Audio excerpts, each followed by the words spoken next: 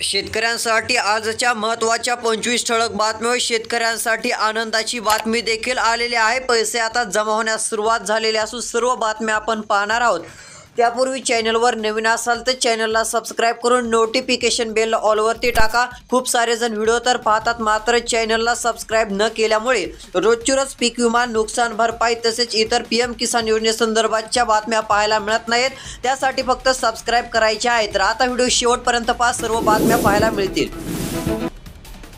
सर्वात मोठी बातमी आहे, आता पूरग्रस्तांना 10 कोटी रुपयांची भरपाई. उर्वरित शेतकऱ्यांची यादी आता 2 दिवसात अपलोड होणार आहे. 10,761 शेतकऱ्यांना आता लाभ मिळणार असल्याची माहिती मिळत आहे. एक दिलासादायकच बातमी म्हणावं लागेल. आता लवकरच 2 दिवसात पैसे देखील खात्यात जमा होणार आहे. तो उर्वरित शेतकऱ्यांची यादी देखील येत्या 2 दिवसात येईल असं सांगण्यात येत आहे. सध्या स्थितीला शेतकऱ्यांना आता दिलासाच मिळत आहे. 10 कोटी रुपयांची ही मदत शेतकऱ्यांना आता मिळणार आहे. तुमचा जिल्हा व तालुका कमेंट करून नक्की कळवा. चॅनल सबस्क्राईब करा. तुमच्या जिल्ह्याची देखील अपडेट दिली जाईल. आता पैसे वाटप सुरू. मोठी बातमी, हिंगोली जिल्ह्यात खरीप पीक कर्ज वाटपाचे 55.38% उद्दिष्ट साध्य. यावर्षी खरीप हंगामात एप्रिल ते सप्टेंबर हिंगोली जिल्ह्यातील बँकांना 811 कोटी 77 लाख रुपये पीक कर्ज वाटपाचे उद्दिष्ट पाहायला मिळत आहे. त्याप्रमाणे वाटप सुरू. मोठी बातमी आहे, आता सध्या स्थितीला हजारो शेतकऱ्यांनी घेतला फळपीक विमा. पुनर्रचित हवामान फळपीक विमा योजनेत 2024-25 पुनर्भरासाठी जिल्ह्यातील 2000हून अधिक शेतकऱ्यांनी घेतला. शेतकरी मित्रांनो, कापूस वेचणीला आता होत आहे प्रारंभ. बहुतांश ठिकाणी सुरू झालेला आहे. आता शेतकऱ्यांचे लक्ष भाववाढीकडे. सध्या स्थितीला दर 6,800 ते 900 रुपयांपर्यंत पाहायला मिळत आहेत, तर काही ठिकाणी 7,000 रुपयांपर्यंत पोहोचलेले आहेत. भाववाढीची अपेक्षा. बाजारात सोयाबीनचे दर घसरले. शेतकऱ्यांचे अर्थकारण बिघडले. हमी भावापेक्षा कमी दरात खरेदी. आधारभूत खरेदी केंद्र सुरू होणार तरी कधी? शेतकरी मित्रांनो, तुमच्या भागामध्ये कापसाला व सोयाबीनला काय बाजारभाव मिळत आहे ते देखील कमेंट करून कळवावं. काय दर मिळावा तुम्ही कळवू शकता. सध्या स्थितीला सोयाबीनचे दर घसरल्याचं चित्र राज्यामध्ये पुन्हा पाहायला मिळत आहे. 4,53,000 शेतकऱ्यांच्या खात्यावरती 185 कोटी रुपये जमा. अखेर शेतकऱ्यांना दिलासा. सध्या स्थितीला पाहायला गेलं तर खूप दिवसांपासून शेतकऱ्यांना अनुदानाची देखील प्रतीक्षा होती, मात्र दूध उत्पादक शेतकऱ्यांना दिलासा. कांद्याला पुणे या बाजार समितीमध्ये जास्तीत जास्त 4,600 रुपयांचा बाजारभाव मिळत आहे, तर कमीत कमी 2,200 रुपयांपर्यंत दर पोहोचलेले आहेत. तर आवक 12,832 क्विंटलची आलेली होती. तसेच पुणे या बाजार समितीमध्ये सरासरी दर हा 3,400 रुपयांपर्यंत. मोठी बातमी आहे, आता शेतकऱ्यांना 124.4 कोटी रुपये झाले मंजूर. सध्या स्थितीला शेतकरी वर्गात आनंदाचे वातावरण. खूप दिवसांपासून शेतकऱ्यांना प्रतीक्षा होती, मात्र आतापर्यंत काही मदत मिळाली नव्हती. मात्र पुन्हा एकदा आता शेतकऱ्यांना दिलासा मिळालेला असून 124 कोटी रुपयांची मदत ही आता वाटप होणार आहे. यामध्ये आपण तालुक्याची यादी देखील पाहणार आहोत. पहिला तालुका आहे कर्जत, तसेच दुसऱ्या क्रमांकावर जामखेड तालुक्यात देखील आपल्याला समावेश पाहायला मिळत आहे. या 2 तालुक्यातील शेतकऱ्यांना 124 कोटी रुपये वाटप होणार आहेत. अजून बऱ्याच तालुक्यांची यादी आपल्याकडे आहे. व्हिडिओ शेवटपर्यंत पाहा. तुमचा तालुका कमेंट करून कळवून चॅनल सबस्क्राईब करा. अपडेट दिली जाईल. सध्या स्थितीला आता मोठ्या प्रमाणामध्ये शेती पिकांचे नुकसान झालेले होते, त्याकरिता शेतकऱ्यांची पीक विम्यासाठी मागणी देखील पाहायला मिळत होती. उर्वरित राहिलेला पीक विमा लवकरात लवकर शेतकऱ्यांना द्यावा अशी मागणी शेतकऱ्यांची होती. मात्र आता शेतकऱ्यांच्या मागणीला देखील यश आलेलं असून 124 कोटी रुपये शेतकऱ्यांना मंजूर झालेले असून लवकरच वितरित होणार आहेत. मोठी बातमी येत आहे, लाडक्या बहिणींना 3,000 रुपये दिवाळी बोनस मिळणार. लाडक्या बहिणींसाठी खुशखबर. आता लाडक्या बहिणींना पुन्हा एकदा दिवाळी बोनस मिळणार आहे. म्हणजेच आता 3,000 रुपये पुन्हा एकदा खात्यात येऊ शकतात. खूप दिवसानंतर आता दिवाळी बोनस मिळणार असल्याची माहिती मिळत आहे. लाडक्या बहिणींना हप्त्यावर हप्ते मिळत असल्याची स्थिती राज्यात आहे. यामुळे दिलासा मिळत आहे. मोठी बातमी, 50 लाख विमाधारक शेतकऱ्यांना नुकसान भरपाई. अखेर संघटनेला यश. राज्यातील शेतकऱ्यांना दिलासा. सध्या स्थितीला 50 लाख शेतकरी पाहायला मिळत आहेत. म्हणजे मागच्या वेळेस पाहायला गेलं तर काही ठिकाणी 1 लाख शेतकरी पात्र असायचे, तर काही ठिकाणी 2 लाख शेतकरी पीक विम्यासाठी पात्र असायचे. मात्र आता 10 लाख 20 लाख शेतकरी नसून तब्बल 50 लाख शेतकऱ्यांचा पीक विम्यामध्ये आता पात्रतामध्ये सहभाग पाहायला मिळत आहे. 50 लाख शेतकरी यादीमध्ये आता पात्र ठरलेले आहेत. तर आता शेतकऱ्यांच्या खात्यावरती रक्कम देखील जमा होत चाललेली आहे। बहुतांश जिल्ह्यातील शेतकऱ्यांच्या खात्यात रक्कम देखील जमा झालेली आहे। त्यातली त्यात अहिल्यादेवी नगरहून देखील शेतकऱ्यांच्या कमेंट आलेले होते की पैसे खात्यावरती जमा झालेले आहेत। अजून इतर जिल्ह्यात देखील मोठ्या प्रमाणामध्ये वाटप होणार आहे।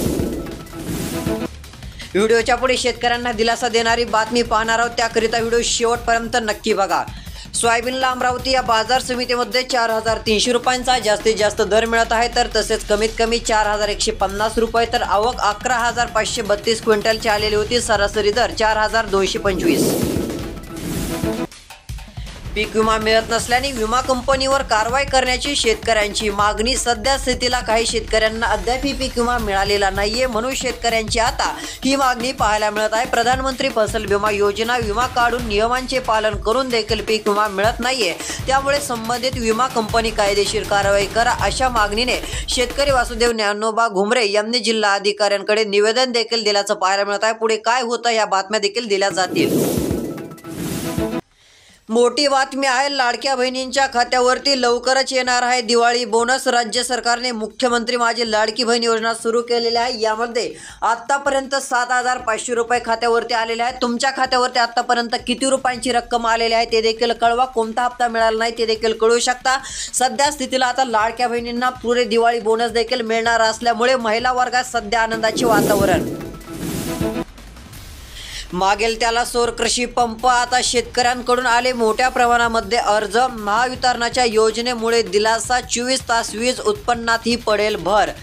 आता सध्या स्थितीला एकच म्हणजे शेतकऱ्यांचं कारण होतं की लाईट टिकत नाही, मात्र आता काळजी नसावी, सरकार योजनावर योजना देखील आणत असल्याचं चित्र राज्यात आहे।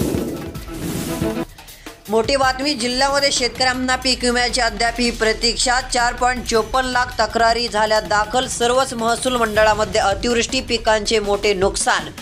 आता सध्या स्थितीला जिल्ह्यामध्ये शेतकऱ्यांना पीक विम्याची प्रतीक्षा पाहायला मिळत आहे। तब्बल 4.54 लाख तक्रारी दाखल झालेल्या आहेत। जवळपास 4,72,015 शेतकऱ्यांनी पिकांचा विमा देखील भरलेला आहे, मात्र अद्याप पीक विमा मिळालेला नाहीये। सध्या स्थितीला अहिल्यादेवी नगर, नाशिक, सातारा, सांगली जिल्ह्यामध्ये पीक विमा वाटप सुरू आहे। या जिल्ह्यातील शेतकऱ्यांच्या खात्यामध्ये रक्कम येण्यास सुरू झालेली आहे। या जिल्ह्यांची यादी आपल्याला पाहायला मिळत आहे, मात्र हिंगोली जिल्ह्याचा अजून समावेश नसल्याचं चित्र दिसून येत आहे। हिंगोली जिल्ह्यातील शेतकऱ्यांना अद्याप पीक विम्याची रक्कम मिळाली नसल्याची माहिती मिळत आहे।